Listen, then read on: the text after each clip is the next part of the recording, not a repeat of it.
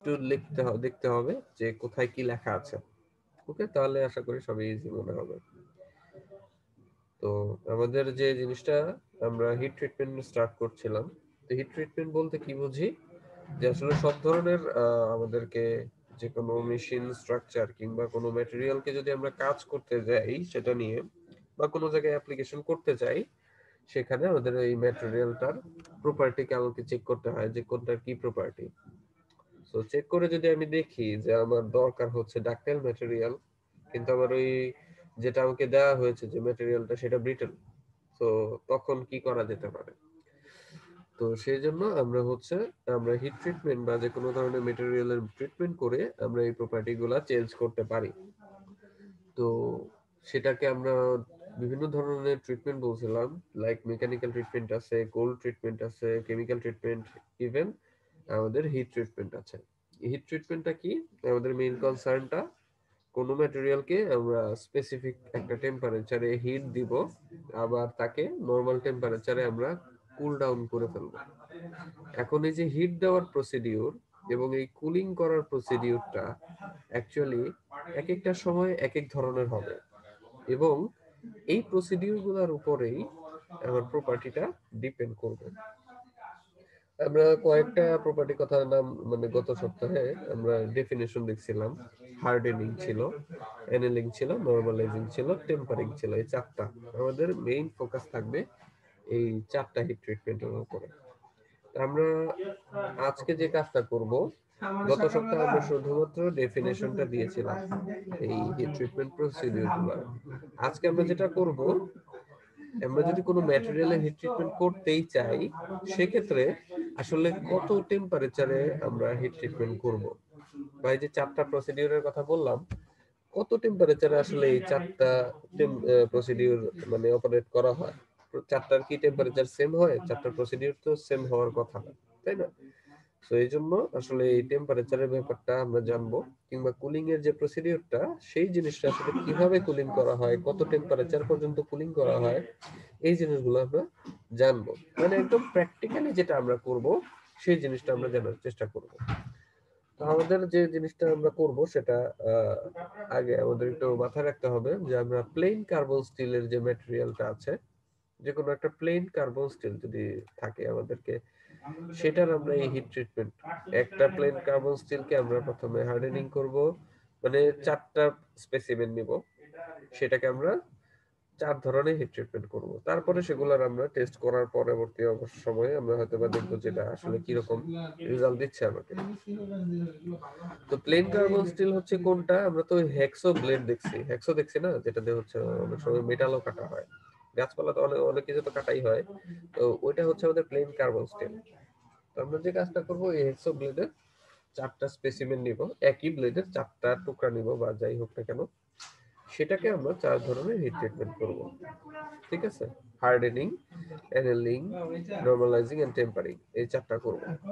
So এটা করার জন্য আমাদের দরকার হচ্ছে হিট ট্রিটমেন্ট ফার্নেস, যেখানে আমরা ওই হিট ট্রিটমেন্ট করব, মানে হচ্ছে যেটার মধ্যে আমরা ম্যাটেরিয়ালটাকে হিট দিব। সো এটা hit treatment furnace generally electrical furnace হয়ে থাকে, সেখানে 1200 থেকে 1300 ডিগ্রি সেন্টিগ্রেড পর্যন্ত টেম্পারেচার ওঠানো যায়।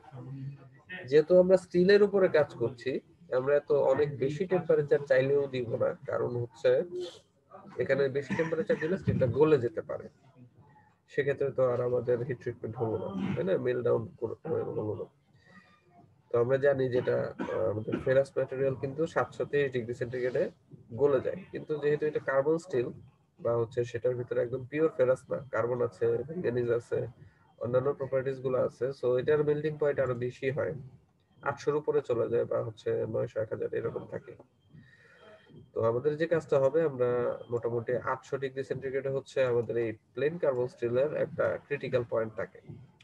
ঠিক আছে? প্লেন ক্রিটিক্যাল, যেটা হচ্ছে আমরা যদি ফেজ ডায়াগ্রামটা দেখি, তোমরা তো মনে হয় ফেজ ডায়াগ্রাম পড়ছো, সেখানে আমাদের যে ক্রিটিক্যাল পয়েন্ট সেটা হচ্ছে অ্যারাউন্ড 800 ডিগ্রি সেন্টিগ্রেড। সো এই টেম্পারেচারে আমাদের এই চারটা প্রসিডিউর আমাদেরকে করতে হবে। ওকে, তো এটার জন্য আমাদেরকে প্রথমে আমাদের যে হিট ট্রিটমেন্ট ফার্নেসটা আছে, সেটার টেম্পারেচারটা প্রথমে 800 ডিগ্রি সেন্টিগ্রেড তুলতে হবে। তো সেটা কিভাবে করব? প্রথমে 750 ডিগ্রি সেন্টিগ্রেড আমরা ফার্নেসের টেম্পারেচার দিব 750। তো এটা দেওয়ার পরে আমাদেরকে কিছুক্ষণ স্টেবল করতে হবে আমাদের এই টেম্পারেচারটা, কারণ দেখা যেতে পারে যে ভোল্টেজের আপ ডাউনের জন্য কিংবা রেজিস্ট্যান্সের জন্য আমাদের হিটারের টেম্পারেচারটা চেঞ্জ করতে পারে।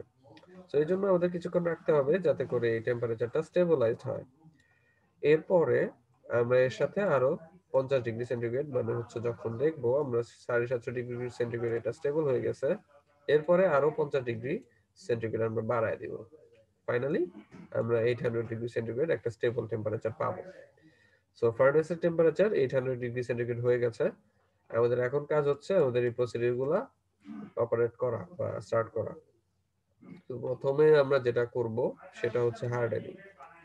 নাম শুনেই বোঝা যাচ্ছে যে এটার প্রসিডিউর কাজটা আসলে কি, যে কোনো সফট ম্যাটেরিয়াল যদি থাকে সেটাকে আমরা হার্ড করব কিংবা হচ্ছে তার ব্রিটলনেস যেটা সেটাকে ইনক্রিজ করতে চাচ্ছি। তো এই জন্য আমাদেরকে যে কাজটা করতে হবে, আমাদের স্পেসিমেনটাকে হিট ট্রিটমেন্ট ফার্নেসের ভেতরে দিতে হবে। অবশ্যই হিট ট্রিটমেন্ট ফার্নেসের টেম্পারেচার কত থাকবে, 800 ডিগ্রি সেন্টিগ্রেড। সো এটার মধ্যে আমরা স্পেসিমেনটাকে দিব এবং 10 মিনিট যাবত আমরা এই টেম্পারেচারটা কনস্ট্যান্ট রাখবো। 10 মিনিট রাখার পরে আমরা সাথে সাথে বের করে খুব র্যাপিডলি এটাকে আমরা ব্রাইন, যেটা আছে ব্রাইন বলতে আমরা সল্ট ওয়াটার বলি, সো এই ব্রাইনে সেটাকে আমরা কুইন্স করব। কুইন্সিং মানে হচ্ছে আমরা কোনো ম্যাটেরিয়ালকে যদি কুল ডাউন করতে চাই বা র্যাপিডলি কুল ডাউন করতে চাই, সেটা হচ্ছে আমরা এই ব্রাইনের মধ্যে সেটা পানিকে যদি আমরা ম্যাটেরিয়ালটাকে যদি সাবমার্জ করে দেই, সেটাই হচ্ছে আমাদের কুইঞ্চিং। ঠিক আছে। সো আমরা 10 মিনিট রাখার পরে তারপরে যখন ব্রাইন ওয়াটারে আমরা কুইঞ্চিং করব, এটা হচ্ছে আমাদের একটা র্যাপিড কুলিং দিবে। আর এই র্যাপিড কুলিংটা আমাদের যে ম্যাটেরিয়ালটা ছিল সেই ম্যাটেরিয়ালের হার্ডনেসটাকে ইনক্রিজ করবে। ঠিক আছে, এটার ব্রিটলনেসটাকে সে বাড়ায় দিবে। সো এটাই হচ্ছে আমাদের হার্ডেনিং প্রসিডিউর। ঠিক আছে, খুবই সিম্পল। 800 ডিগ্রি সেন্টিগ্রেডে 10 মিনিট রেখে আমরা খুবই র্যাপিড একটা কুলিং প্রসিডিউর দিব, যেটাকে কুইঞ্চিং ইন দ্য ব্রাইন বলছি। এটা করলে আমাদের হার্ডনেস বা ব্রিটলনেস প্রপার্টিটা ইনক্রিজ করবে। এরপরে যেটা আছে আমাদের অ্যানেলিং।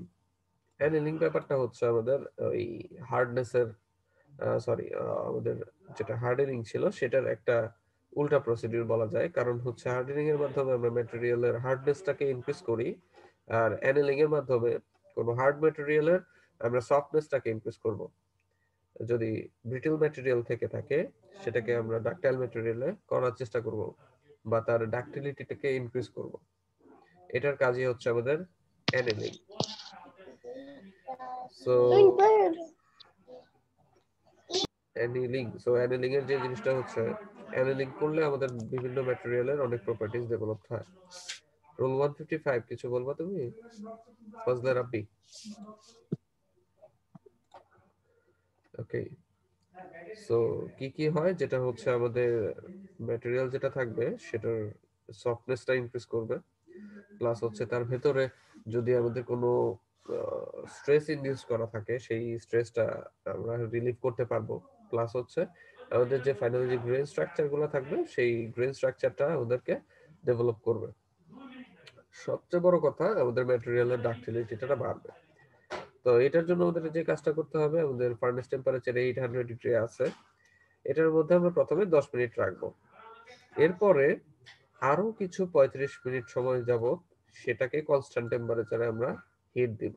মানে প্রথমে তো 10 মিনিট রাখলাম, এরপরে 35 মিনিট আরো বেশিক্ষণ রাখলাম, টোটাল 45 মিনিটস আমরা হিট দিব। এখন কথা হচ্ছে এই হিট দেওয়ার প্রসিডিউরটা যে লাইক 35 মিনিটস, এটা আসলে কার উপরে ডিপেন্ড করছে? এটা ডিপেন্ড করবে, একটু দেখানোর চেষ্টা করি। About 3 minutes for each millimeter of section thickness from center of section to outside. মানে এখানে একটা ফিগার ড্র করি আমরা, লাইক ম্যাটেরিয়ালটা আছে আমার এইরকম। ঠিক আছে, সো প্রতি ধরলাম এটা হচ্ছে আমাদের টোটাল থিকনেস আছে 4 মিলিমিটার। ঠিক আছে, তো সেন্টার থেকে প্রতি মিলিমিটার ডিস্টেন্সের জন্য 3 মিনিট করে আমাদের সময় দিতে হবে হিটিং এর জন্য।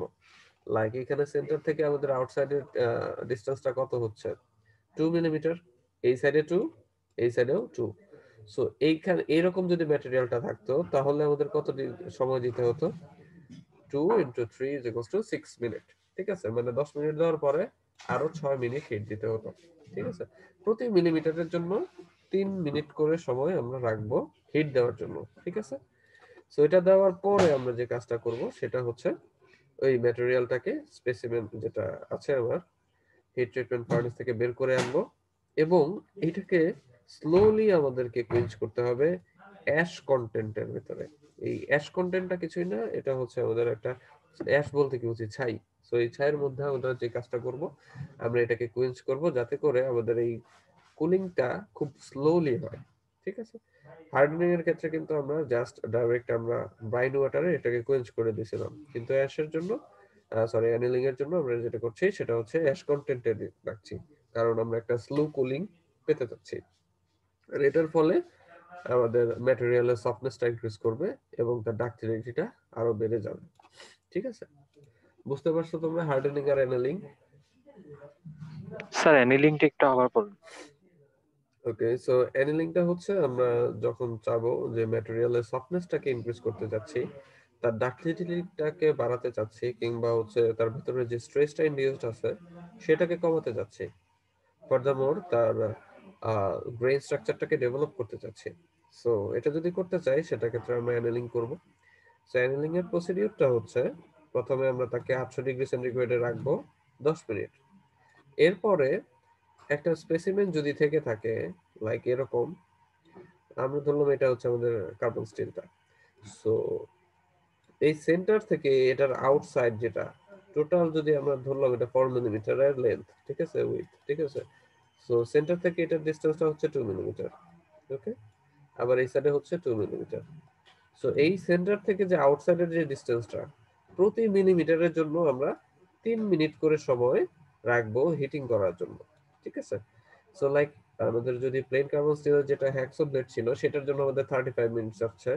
সো অন্য ম্যাটেরিয়ালের জন্য 35 মিনিটস নাও আসতে পারে, কারণ এটা আমাদের অ্যাকচুয়ালি ডিপেন্ড করবে ম্যাটেরিয়ালটার সাইজের উপর। ঠিক আছে, সো দুই মানে প্রতি মিলিমিটার সারফেসের জন্য লেন্থের জন্য 3 মিনিট করে আমরা হিট করব। বুঝতে পারছো এখন?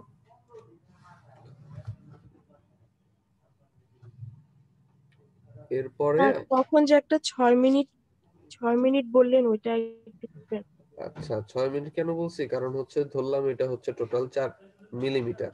ঠিক আছে, সো সেন্টার থেকে আবার এই সাইডের ডিসটেন্স কত, 2 মিলিমিটার।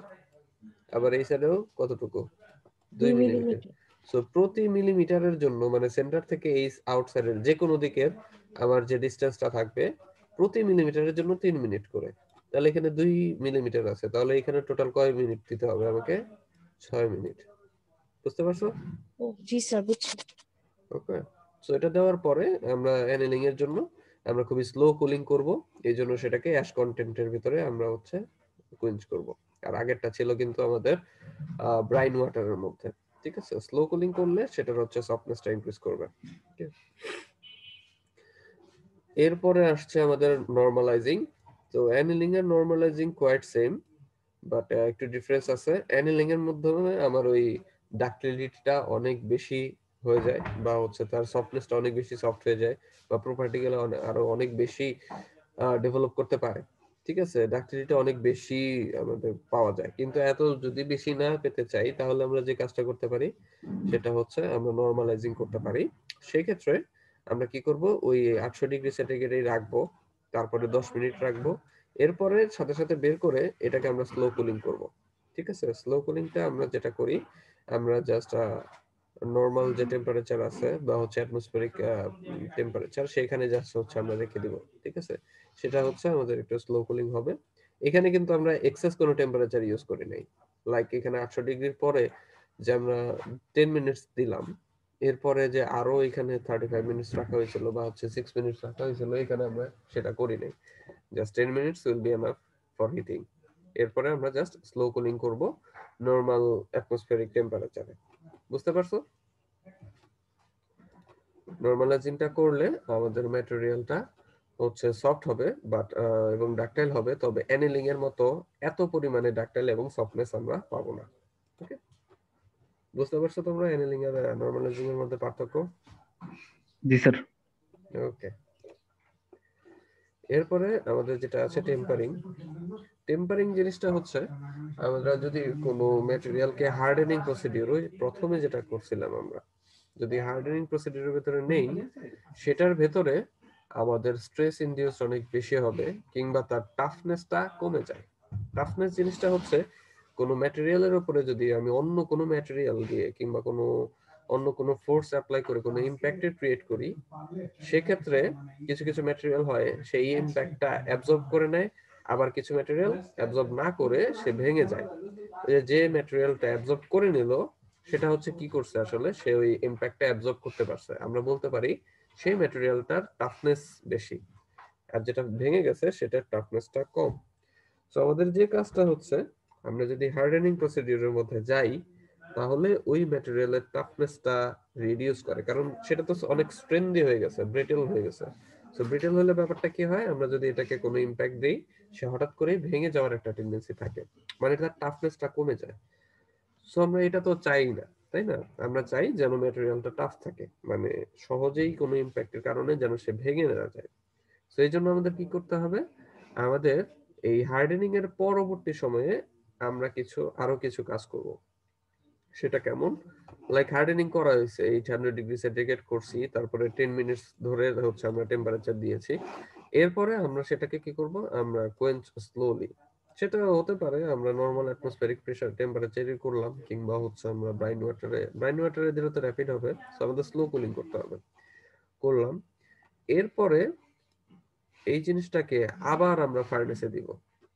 একবার একটু খেয়াল করো, 800 ডিগ্রি সেন্টিগ্রেডে নিলাম, 10 মিনিট রাখলাম, তারপরে আবার আমরা হচ্ছে এটাকে ঠান্ডা করলাম স্লোলি, তারপরে আবার ফার্নেসে নিয়ে 400 ডিগ্রি সেন্টিগ্রেড পর্যন্ত টেম্পারেচার দিব। ঠিক আছে? এই টেম্পারেচারটা কতক্ষণ দিব?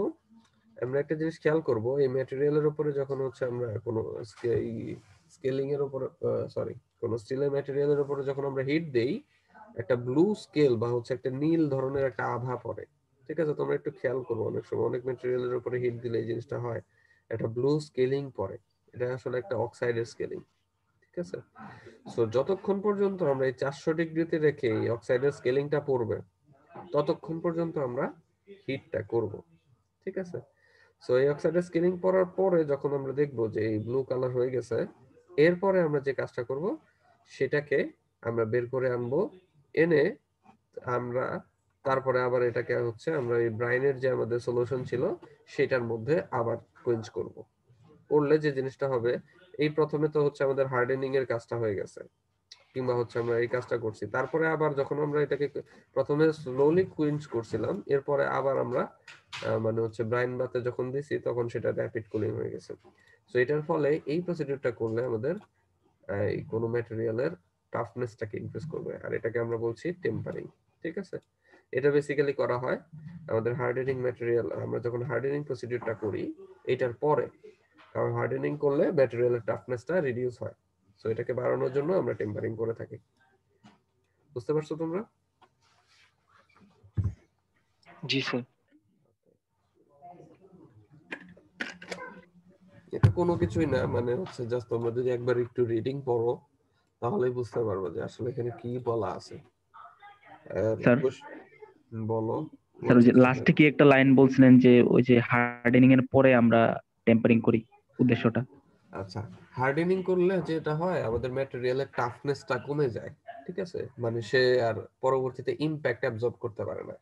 সো মানে হচ্ছে আমরা ইমপ্যাক্ট যদি দেই সেটা ভেঙে যাওয়ার টেন্ডেন্সিটা বাড়ে। কারণ কি? কারণ হার্ডেনিং করলে তো ম্যাটেরিয়ালের ব্রিটেলনেসটা বেড়ে যায়। ব্রিটেলনেস মানে ওই যে ভঙ্গুরতা। ঠিক আছে? জি তো স্যার। এটা তো আমরা চাই না। সো এটা যেন না হয় এজন্য আমরা হচ্ছে টেম্পারিংটা করি। আর টেম্পারিংটা করলে ওই ম্যাটেরিয়ালের ভিতরে টাফনেসটা একটু বাড়ে। ঠিক আছে? স্যার এটা কি শুধু হার্ডেনিং এর ক্ষেত্রেই প্রযোজ্য স্যার, অন্য কোনো ক্ষেত্রে না?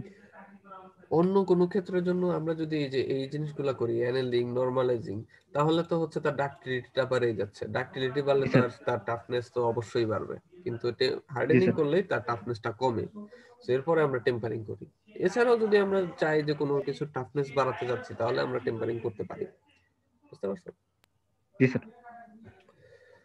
তো এই জিনিসগুলো হচ্ছে জাস্ট আমরা যদি রিডিং পড়ি একটু, তাহলেই আশা করি বুঝতে পারবো। তো কঠিন কোনো কিছু এখানে লেখা নাই, জাস্ট একদম ইজি ভাষায় সবকিছু বলা আছে। আশা করি তোমরা বুঝতে পারবে। তারপরে কারো কোনো কোশ্চেন্স আছে? না স্যার। ওকে, ঠিক আছে, তাহলে তো নাই। সো যদি না থাকে আমরা আজকে এখানে শেষ করি তাহলে। স্যার এই পিডিএফটা কি দেওয়া হয়েছিল স্যার আমাদের? গুগল ক্লাসরুমে মনে হয় আপলোড করা হয়েছে, তোমরা একটু খেয়াল করে দেখে নিও। তারপরে যদি আমি দেখবো নি, যদি না দেওয়া হয় তাহলে আমি আপলোড করে দেবো। ওকে, জি স্যার, ধন্যবাদ। ঠিক আছে, ভালো থাকো তোমরা সবাই। আসসালামু আলাইকুম স্যার। আসসালামু আলাইকুম স্যার, ভালো থাকবেন স্যার।